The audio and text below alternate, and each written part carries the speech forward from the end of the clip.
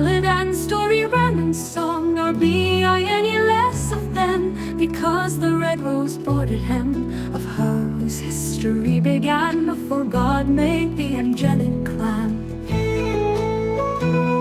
Trails all about the written page, when time began to rant and rage, the measure of her flying feet made Ireland's heart begin to beat, and time made all his candles flare to light a measure here and there, and made the thoughts of Ireland brood upon a measured quietude.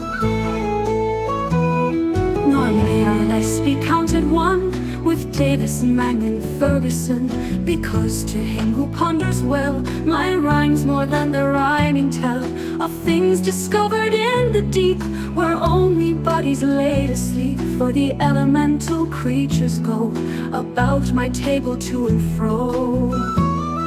They hurry from unmeasured mind to rant and rage and flood and wind, yet he who treads in measured ways may surely barter gaze for gaze. Man ever journeys on with them after the red rose bordered hem.